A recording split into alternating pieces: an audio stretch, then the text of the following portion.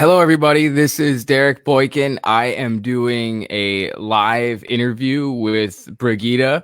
She is an amazing teacher. She's a coach. She is a person of a lot of energy and motivation for a lot of people. I figured she would be an amazing first person to interview for the kickoff to many interviews to come. So one of the things I want to open this up with is talking about taking action and doing various things in your life and your business to do that. And I'm going to use a lot of references from the bank code. And so I'll show you just briefly. This is one bank card. It's a blueprint. And if you want to learn more about this, I'll have a link for you. And then the second one is action. And that's a lot of the whole premise to come. And then nurture is going to be third. And then knowledge is last, and that spells bank. So with that said, Brigitta is a bank code trainer. Brigitta does amazing things. I'm going to go ahead and let Brigitta do the rest to kick this off. Brigitta, tell us about yourself and a little bit more about bank and all that good stuff. Sure. Hey, thanks, Derek. Thanks for having me on. Listen, it's great to see you. We just spent a really good time this weekend at the mindboarding experience. And you're right. I mean, I'm just going to, pick on the action card, which I fully and truly live. I am the action icon. So bank, if we look at all four, blueprint, action, nurturing, and knowledge, B-A and K, are the four personality types that we all have within us, right? And Ryan Howell and his team from San Francisco State University looked at this and he goes, well, wait a minute, is this something like DISC or Myers-Briggs? Because it's another personality assessment. And he had actually a study with 2,800 people and came back with an entire research paper that said bank is the only methodology in the world scientifically validated to predict buying behavior and decision-making in less than 90 seconds. And I thought, wow, this is really, really cool. As a coach and as a teacher myself, as Derek said, I love this. Fast forward when I first saw this in 2013 and then became a trainer in late 2015. I became the #1 trainer in bank, and I'm training all of the bank trainers. I love this methodology. It's easy, it's simple, it's fast, everything that an action likes. However, it also gives you a great insight of who the other person is, so you can truly connect to the person's values and their value system and how they appreciate things and how they store information and how they communicate, right? It gives you strategies of how to communicate very well with them, and it gives you all the facts and the data that one needs in order to be really, really good at speaking. And I call it speaking a rainbow, because only charismatic people that are able to speak all four codes are considered charismatic, and it actually lands with everyone that you speak to. Because often we find ourselves, if we're not trained in the bank methodology, that we're only speaking our dominant code. And this is what happened to me, Derek. And if I may, I'm just going to share a quick story, right? I am a high action. I'm a high action. So I own a Montessori school. That's what I came to the United States to do. In 2004, my husband and I, we decided, let's go to the United States and let's start a business. Sounds really, really easy. It wasn't all that easy. There were many, many hurdles and challenges along the way. That is a whole different story for another time. So we moved to a small town in Tennessee outside of Chattanooga, and I started a Montessori school. And me as a high action, and also, blueprint is my second code, I went in, I started creating the entire business, and I started hiring teachers. Well, teachers are, often very high nurturing. Now I know all of this. Back then I didn't. And I got great teachers that I trained in the Montessori method. That's a 3-year training all in itself. I paid for their training. I poured into them, and turns out none of the none of the teachers really stuck with me. And I had a huge turnover in teachers, just, from one teacher to another. They came, I loved them, and then they left. And now looking back, what happened is, in my good old action way, I literally bulldozed over my nurturing teachers. And I said, this is how we're going to do it. We're going to do it the German way, this, quick, let's do it yesterday. And that's not how it goes with a nurturer, right? They needed, the reason why they came to the Montessori school and they work with me to this day, and we have incredible loyal teachers now that we started implementing this. All they wanted to do is care for the children and give them enough knowledge so they can actually be who they are intended to be, right? I didn't connect that, because all I wanted to do is create an incredible business. And my nurturing side said, of course, I want to create a great school for my own children. I have two daughters that have outgrown the school now. So I bulldozed over a lot of teachers and had a huge turnover. Now, when you have a huge turnover in teachers, you also then have a huge turnover in students, because the parents are not putting up with that kind of crap.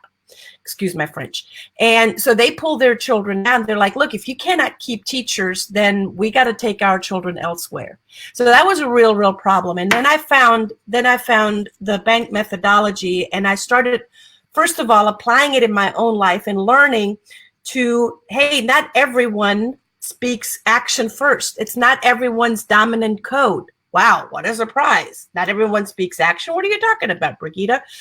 There are many people, like, whatever an action is high on, a knowledge is turned off by, right? So if an actions often come across as high energy and rah, turns a knowledge completely and utterly off. The action goes by the bottom line, and the knowledge goes by the big picture. The knowledge wants to have all the facts and the data and all of the fine print, and the action goes, just please don't bore me with all of that information, right? So learning all of that really helped me to become a much better communicator, because if we go by the law of requisite variety, which is one of the laws in NLP, which I also have an educational facility around, the law of requisite variety talks about the person with the most flexibility controls the system. The person that is most flexible in their communication, has most choice in words, is the best communicator, and therefore closes a lot of deals, is seen as a better communicator, and is also seen as more as a bigger empath, right? So it all goes back to being having more choice and flexibility in communication. I love it. One of the things that I really like stood out to me in the beginning was when you figured out the way to communicate with the nurturer. I think that this is really important, because as a business owner, as someone who is focused on growing, these people are amazing. They're wonderful. They desire to help other people, and I myself have personally done the same thing unknowingly. How did you pivot to create better outcomes with these awesome folks? Yeah, good question. So I first of all had to be aware that my action was in the way, right? That often my action, which if you look at these cards, and these are wonderful cards, and hit up Derek for more information on that. They value freedom, flexibility, spontaneity, action, opportunity, excitement, attention, stimulation, competition, winning, fun, and image. So I first had to become aware of, I need to tone that down. And I not just need to tone that down in words, I actually need to tone that down in energy and in tonality and in body language. Like when you get to know me, and some of you might already know me that are on this live stream, I am out there, before you can see me, you hear me, I'm loud, I own a room. That just does not always fly with a nurturer. Nurturer is easily intimidated by an action. So I had to really tone down when I started learning about the nurturer. And we all have all four in us, don't get me wrong, but it's just not my dominant code, right? So I had to really step into that persona of toning it down, slowing my pace down, dropping my tonality and really dropping out of my head into my heart and really connect to the person, to the nurturer on a heart level, and really, take more time to listen to them, because an action doesn't have time. We got places to be and people to see and things to do. It's quick, right? A nurturer wants you to take time and listen to them. And often we listen because we have our own agenda, but a nurturer wants you to listen to connect, right? So there was big learning in there. And quite frankly, as educators, as trainers, as myself, if we don't continuously learn and then adapt and integrate what we're learning in our everyday life, we're going to fail. Because, if I only speak my dominant code, Derek, I leave, that's 25%. If this is 100%, then this is 25%. I'm actually missing 75% of people that I communicate to. Yep. So really being able to switch into different codes and to speak a more well-rounded, as I said, rainbow, that's when we get to have better relationships. That's when we can connect to more people.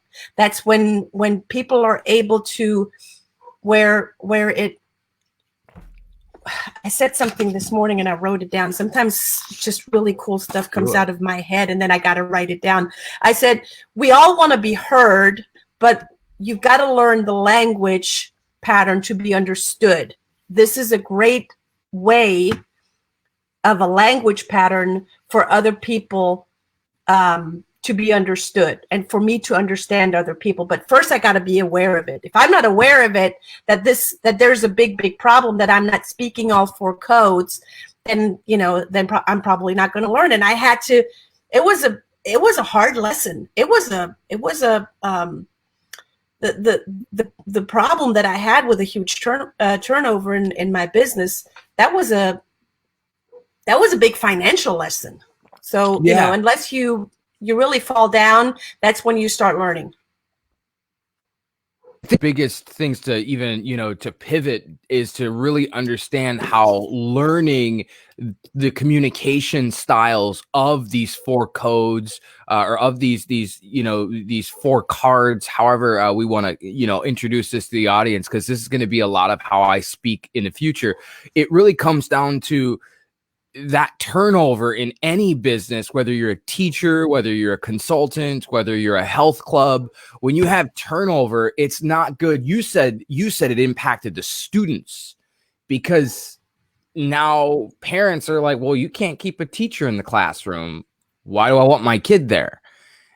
And so where else in the business do these communication challenges show up for business owners? Especially yourself, because you have so many areas of business that I'd love to start tackling some of that stuff while we're here too. Yeah, absolutely. So, as I train the methodology of the bank, I have people from all sorts of industries in my classroom, and I train them. I have people from real estate. I have, mortgage brokers, nonprofit CEOs, people that are, large fintech corporations.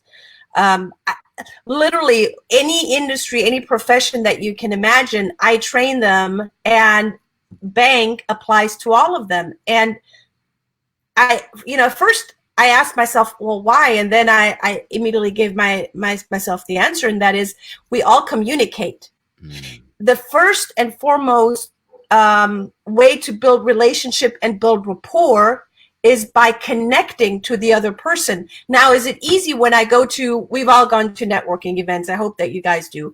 And if you don't, you should. Right? So we go to networking events and we show up at a networking event. And how often have you met someone at a networking event and you immediately hit it off with that person?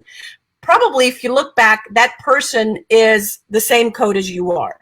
It's easy to connect. Like Derek and we immediately hit it off. 2 actions, right? I met Derek and I don't know how long we spent on the phone, like 2 hours or something like that. Felt like forever. But we immediately hit it off, right?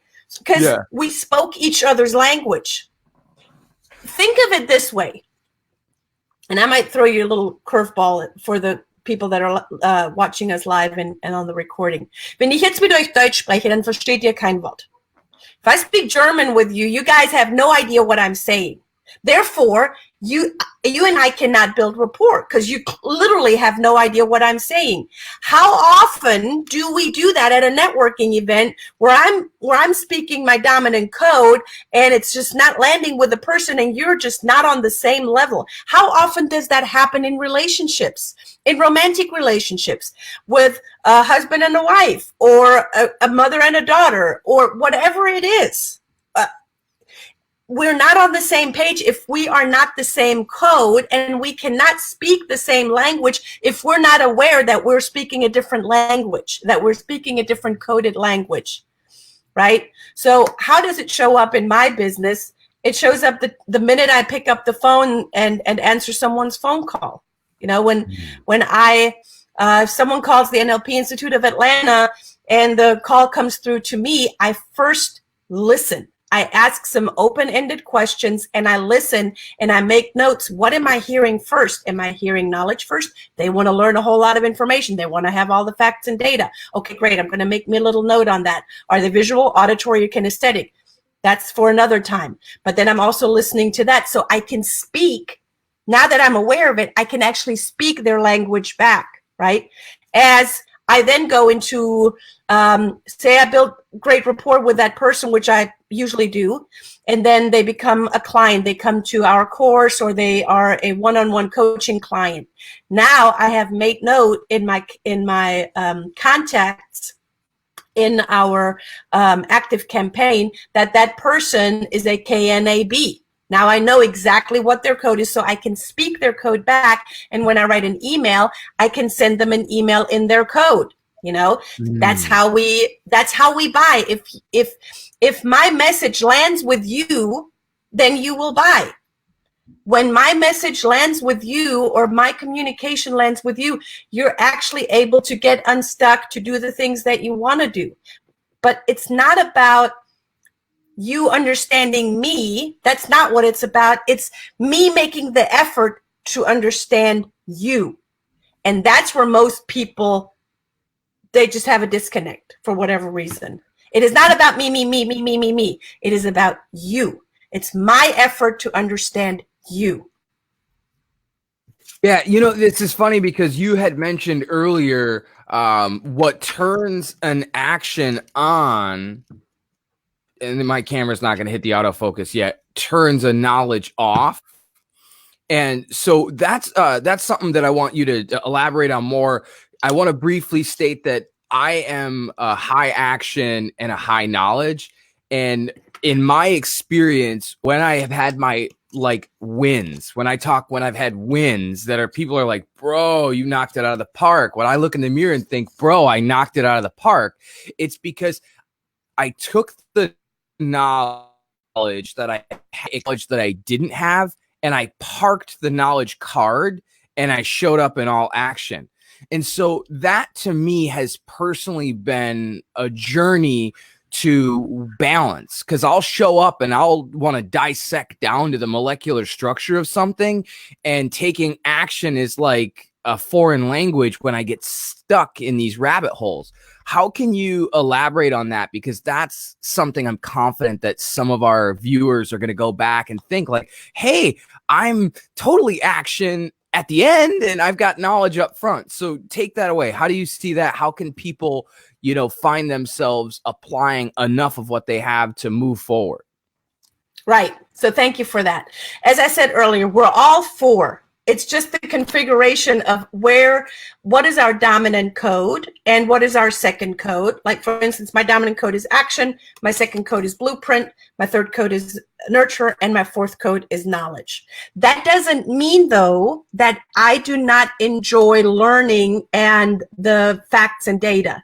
That just means that I enjoy, fun, freedom, and flexibility more than I enjoy the fine print and the data.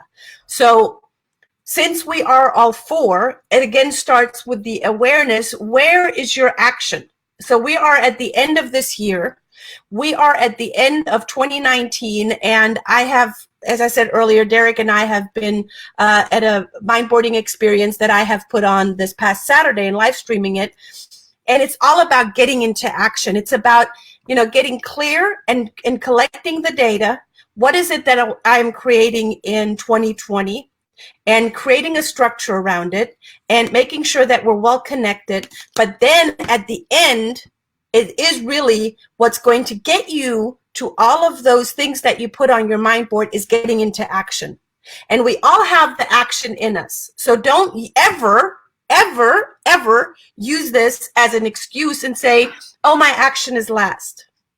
No, you now have the availability to tap into your action and allow yourself to not get stuck in the nitty-gritty detail of, oh, I need to learn this first before I can take action, right? There is a balance of all of this. There is a balance because often, Derek, I get stuck in, wanting to going into action, but I want to have all the strategy and the structure in place as well. So before I need to have some sort of idea of what the strategy and structure is, but then I also have to have the balance of starting to take action now. A great example that I have from one of my clients from this past weekend, she's about to build a website. Now, she has been dragging her feet on building her website for 2 years. She's been talking about building this website for 2 years. 2 years. And 2 years. So far, she's gotten around to it. She doesn't really need it yet. However, she is now at a point where she's scaling her business, and she has a lot of trainings that she's putting out there. So scaling is the thing for 2020. And I said, you got to have a website. And she's standing in front of this big elephant called website. And now we're chunking it down into bite-sized pieces and really taking some action steps towards that. And we're creating some team members in her team that are taking over, and she can delegate that to them so she can actually get into action, or that she has people getting into action. Because she could, if I would allow her, and she's a high nurturer, she would stay into that in that mindset of, oh, I can wait another year and I can do it all by myself because I do it so well anyway. No, I'm not going to let her do that. So the action card is going to be your friend of 2020. And if it's not your dominant code, don't worry about it. Just, kind of put it on the front in your forehead and just carry it with you. See if I can. Okay, I'm going to have to maybe get some of my hair clay and. Okay, that's not going to work. So for you, Derek, not getting stuck in or becoming very aware that often you like to go into the mindset of, I want to have all the data first before I can take action. There's a balance. Maybe you can gather some data and then take action on that. And then you can gather more data and then take action on that. And I think, if I may give that example, what you're doing here is a perfect example of that, right? It's not, you don't have everything perfectly set up, and it is perfect the way it is right now, because quite frankly, between you and I, perfect doesn't exist. Exactly. So, I'm glad you pointed that out, because that's the one thing that had gotten me all the time. And for me, it was the two biggest things that I had to hit was, number one, I wanted to have good audio. And number two, I wanted to make sure that my background wasn't so ugly it was distracting. And it could be so simple that you're like, dude, that's boring, and maybe you should iron the whatever. To me, it's like getting here and doing this. There's so many people that are going to comment and, oh, the lighting's not this, or, oh, you didn't do that, or why does it say this powered by this in the corner? And it's like, you know what? Save your bullshit comments, because you have not taken action to do anything. And that's the one thing that I have allowed me in the past. And this is a message for the audience so they can take action. I don't take advice from quitters. And one of the biggest things from out when I met her was she will stop at nothing and take care of everybody along the way. And when it's like, that's the hard part. How can we work really hard for our goals, care about people, and not allow things to get in our way? We have to acknowledge quitters when we see them.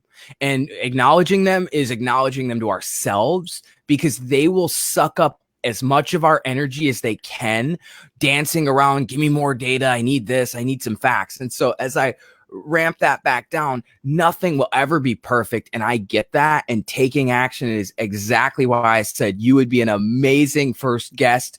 And actually having this one in the books before 2020 says this isn't some New Year's resolution. This is a commitment. So take that back, Brigitta. How else we were looking at, taking action for 2020. 2020 is the action. Other codes as far as like nurturers, I find I've gotten at places where I've been stuck there where I didn't ask people for the sale because, hey, I just want to help everybody and I'll give you all the book ideas you want. And if I wasn't asking people to pay attention, they didn't pay attention. And that was the hardest experience I had to go through being a coach and being a consultant, because sometimes I just wanted to help so many people. I was like, here, I'll give you the ideas. I'll give you the strategy. I'll give you the resources. And it meant nothing. So take that back, Brigitta. How can these other codes value from the new year and taking action? First of all, I hate New Year's resolutions. Hate them. Boom. And because by March, we're going to look back and people have blown out money out of the wazoo into gyms and yoga studios and weight loss programs and all sorts of things. And by March, they totally fell off the deep end. And I agree with you. Never take advice from people that are more screwed up than you. And I do not surround myself with quitters. The only way that you can fail in life and not be successful is be a victim and quit. That's the only way that you can fail. And that is not the people that I work with. And that's why Derek and I get along so well. I mean, there is no challenge that Derek, welcomes and sees and says, okay, bring it on. I'm going to overcome it. And that also takes on not just the action card, but the ability to speak all four, the ability to listen to whoever you're meeting at a networking event or at a cafe or wherever you are, and being able to decipher what is the code of that person and speak that code back. Because only when you can decipher in which coded language are they speaking, and then speaking it back to them, can your sales pitch, your idea, your whatever you have for them to buy into your services is going to land. And they're going to then open their, I wanted to grab my wallet, but I don't know where my wallet is. Grab their wallet, open it up, and give you the money, right? That's the ultimate goal. It's the value that you're bringing, and the value that you're bringing in the coded language. Because most people bring the value, but they don't bring it so the other person can actually understand it and it lands with them. Bring it in their coded language. And that's when they're going, oh, you got something. You got the solution to my problem. Thank you for listening. Thank you for deciphering it for me. And thank you for relating to me. Everyone wants to be understood. Give them an opportunity to understand them and be able to decipher in which coded language are they speaking. So it really goes back to speaking all four codes, not just speaking them, but first of all, hearing them, listening to them, and then being able to decipher and speak it back. I'm going to give one example, and then I want to ask you a last round, a question or two here. So I remember when I sold my house a few years back, a couple years back, and the agent that I interviewed in the beginning before I fixed it was also an agent that I interviewed at the end after it was done and I was ready to put it on the market. She had said, hey, listen, I like what you've done. If the place doesn't sell in the first 2 weeks, I'll stage it for free. So that sounds good to the average listener. To me, what that sounded like was for the first 2 weeks, I'm not going to do any work. I'm going to use all the hard work you've done. And then I'm going to do work at 2 weeks if it doesn't work. And that to me was partially because so my question would be, how can you give maybe some of the viewers now and after this going back, how can you give them some snippets to actually use this in the field today? What kind of things can they be paying attention to understand how to better communicate with a certain person based on the codes? Well, the easiest way is to have these cards. I mean, that's really the easiest way. Okay. Go and Derek blended in his bank pass earlier.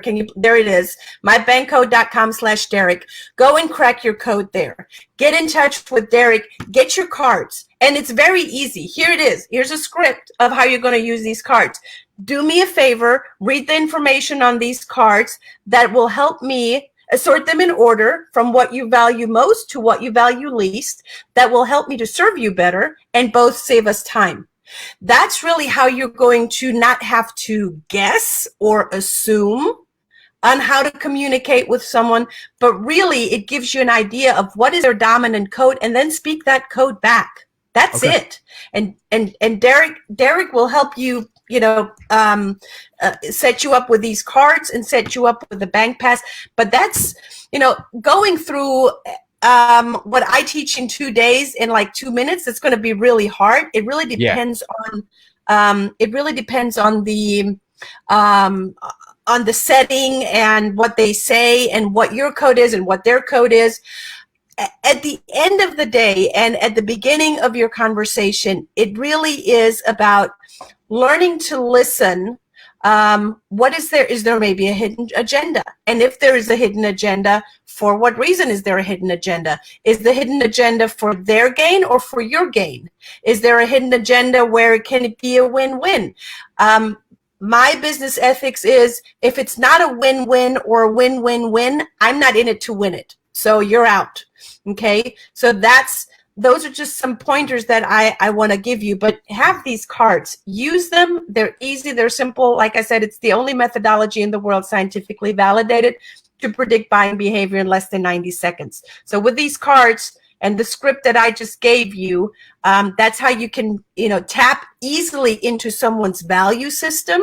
And that is their deepest, most inner belief system that one has, and speak that code back. I think that's the best advice that I can give to your listeners, Derek. Awesome. And then I want to ask one last personal question about you. So tell us about you and your coaching and your training and all this stuff. What about that appeals to you the most, and why are you doing this? Thank you for that question. Someone asked me the other day that I got to meet over LinkedIn, I believe it was. And she says, so you own a Montessori school, you own the NLP Center of Atlanta, you do training, you train the trainers for bank, you do many things. How do you keep it all afloat? And how do you manage to keep all of these different things? And I say, you know what? They might seem many things to you, but there's an overarching topic over that all, and that is communications methodology. That's what I'm doing. I am teaching others how to communicate. May it be in my Montessori school, may it be in my NLP Institute, may it be me as a mother, may it be me training bank trainers, may it be me speaking in front of large crowds. It all comes back to communications. And if you're a bad communicator, then you lost. I think it was Jim Rohn that once said, poor behavior is a lack of quality communications. So poor behavior is shown by lack of quality communications. So it all goes back to you being more flexible and have more choice and flexibility in your words. Love it. So you're really one of those people that wants to create better outcomes for other people and impact as many people possible through creating effective communication with individuals and groups. That's, I mean, but it sounds like to me Well it's put. big. I'll take it. Yeah. Awesome. Thank you so much, Brigitta. I know we're a few minutes over. We had really budgeted about 30 minutes for this. If there's anything that you want to wrap up and say, I want to be able to end this with your time in mind. So, Well, first of all, I want to share with all of the viewers that are live and on the recording. Derek is an incredible man. Derek, I met Derek, and he has an ability to see energy and to feel you and to really take you from, you might be already really, really successful, to take you up to that next level. Continue to follow him. Watch him in 2020 because it's about to go down. And I'm super excited, Derek, for you, for us, and what we're creating together, and for what 2020 holds, because you already started 2020 out and you got a head start. And today's December 30th. So way to go, buddy. thank you so much, Brigitta. I appreciate you. I'm going to give them some last minute tips on my way out and just kind of say some more things. I'm not sure quite yet how to bring you out of the broadcast. I'm going to try it. If it doesn't work, feel free to drop off and I'll connect with you via text or something here shortly. Have an awesome day. I know you're still rocking it. There's still a few more hours left in the fourth quarter. So get a couple more touchdowns. I got 2 more events this year. 2 more. Awesome. Thank you so much. Let me see if I can bring us out of this. And if not, then we'll let you drop off. Let's see here. I think I can just leave studio probably. Yeah, you could do that. And then we'll All right. talk soon. Thanks. Bye, guys. Thanks, Derek. Awesome. Hey, everybody. Thank you so much for tuning in. So what this really was about was to open up the understanding of the future that I'm going to be bringing. And this will be on Facebook. It'll be on YouTube. It'll be on LinkedIn. And so I was leveraging the bank code methodology, which I will put there because I've been good at sales my whole life. And many of the things that I have wondered about what made me good at sales were like instant connections when I learned about banks. And so I look at banks as the foundation of every business. It's the foundation of every interaction you'll have with anybody. And so when I went out to see my brother and his family, turns out they don't have 5 kids. I've been telling people they have 5 kids. Apparently they only have 4. I was like, where's the 5th kid? Like the whole time. We played with these cards for a good chunk of the time. And it was really cool because for me, this was something that made banks connect with me instantly. So the blue card is the blueprint. And when I was a retail manager, I would remember this really awesome customer. She had like come in, bought a bunch of stuff, and she like started this like movement and got into her purse and pulled out a checkbook and started shaking and writing this check. And then she tried to balance the checkbook in my line on a holiday. I'm like, lady, like you're going to have to come over here, balance your book right there. And so I learned this. And in my mind, when I saw it happening, I could see these people and I called them the check writers. And so like, I was like, oh, these are the check writers. And when I learned about the blueprint in bank code, and let's see if let's see, give me 1 second. Let me see if I can see autofocus. In the bank code, it was very, very much so truly like, that's my check writer. And as I started to circle through, I realized all of the communication that made it so easy for me. When I was talking with the people that were ready to move and groove, and I had the knowledge to kick it with them, they loved me. And that has been something that I could replicate sales over and over with this group and this group. And sometimes I wouldn't move fast enough to make sales with this group because I would get too, fast moving. And this group is like, let me say, the knowledge has one very cool aspect of them. If they have a sales cycle, which they do, it starts with 4 and ends with ever. These are the people that when I used to sell cars, they would show up to the car lot and they would have their notebooks, they would have their pens, and they would have all this research they've done, and they're going to do a bunch more research. And I'm like, listen, this car's not going to be here by the end of the day. And this is not me in high action selling. This is me giving you knowledge. It's a used car. It's under $20,000. It's got low miles. It's been through a high level of inspection. You like this car, buy it and leverage our 3-day return policy under 500 miles. These are the people that would come back 4 days later looking to take action and buy that same car that I told them 4 days ago was going to be gone by 5 o'clock. And then I go get the paperwork showing them we sold the car that day. And at that point, I gained so much of their trust and knowledge back that they took action and bought the next car they liked that day. So I'm looking back at how I was able to connect all of this. Because everything I've ever done in sales was about helping people. And that's why I got out of variations of sales fast, because I realized I wasn't helping people. So I don't want to take up too much more of your time. I'm definitely excited to be bringing more of this knowledge and action to the surface for other people.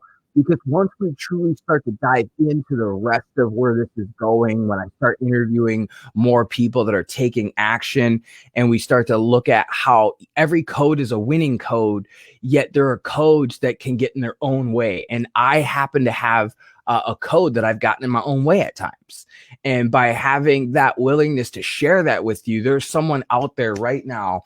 Do I have a notebook handy? Yeah, I got one. There's someone out there right now that has a notebook much like this that's filled up, that has not taken action with the ideas. I met this really awesome guy comes to mind, and he was like, dude, I'm buying a lot more. And it's like, dude, get that stuff out there to the universe. Use it to help someone else. So I'm going to close this with this really awesome idea that I had in my mind for a while, and I started to share it, and then I started to read it elsewhere. So as someone that really cares about the planet and people and a lot of things, I want to like give consumer society a little bit of credit. One of the things that we've done is we've beat up the consumer society for consuming so much, buying this and buying that, and toys and gadgets and this and that, when there's so much bigger things in life like trips and experiences and these kinds of things and all that stuff. That's true. Now let's look at it on a positive side. If it was not for the consumer society that has been able to buy and consume the techs and the gadgets and things, we would not have had such an amazing amount of things like really small Raspberry Pi computers and all these LCD and LED screens that are on everything, and all of the tech advancements in medical and everywhere. Because what we've done by consuming is we've given advancement for other industries to have access to technology that they would not have been able to afford before. When we look at the intro of computers, a freaking colored monitor was an upgrade. When I was a kid and I got a freaking computer, I was like, this is cool. And I turned it on and it was not a colored monitor. I said to my friend, I'm like, dude, this has got to go, bro. I need the colored monitor. He's like, Derek, that's an upgrade. It's going to cost this much more. And so I made that upgrade. And then I was like, I need 256 colors to play this game. And Derek, you only got a 16-bit video card. And so I say that we as people create better for everybody by doing something tiny. So as much as people beat up kids for playing video games, all the advancements and those things could eventually lead to, better controls of robotics that help out in the medical field. And I'm going to get down knowledge rabbit holes. So I'm going to close this out. Thank you so much for watching. And I look forward to doing many more of these awesome interviews with people. And also, please leave some comments. I still have not completely ironed out the name yet. I still have not completely ironed out that back drop or stretched it out or any of those things. So I'm going to be working to perfect some of that stuff. And there's no such thing as perfection. An amazing coach taught me a very great statement, and I'm going to leave you with this. Anything worth doing is worth doing sloppy, and anything worth doing sloppy is worth doing over until you can create better and better. And that's truly where we put quality control into things. When we do something and we have the rough draft, we go back and we polish it up, and we have a rough draft number 2, and then we have a rough draft number 3, and then maybe we have a final draft, and then maybe we have a little bit more and we edit and add, and then maybe we take another class, and then maybe we use half of that paper, and keep going, and we keep building on something. So find a way to do that right now. There's something that you've wanted to do all year long and you haven't done it. That job that you absolutely hate, that you totally need to quit today. Quit that job today. Call your boss and tell him, hey, I'm not going to be there next year because I'm starting off the year with a bang. Do it. And I understand that there'll be people that are like, oh, wait till you get a new job. And I said like 20 minutes ago that I was going to wrap this up, but I want to help as many people possible. And only some people are going to be able to be in for that energy. So I say that for people like me, when we have jobs, they tend to be a distraction, and we get stuck in that rigmarole of the hamster wheel. So I found that getting rid of the job and finding other resources made me work harder.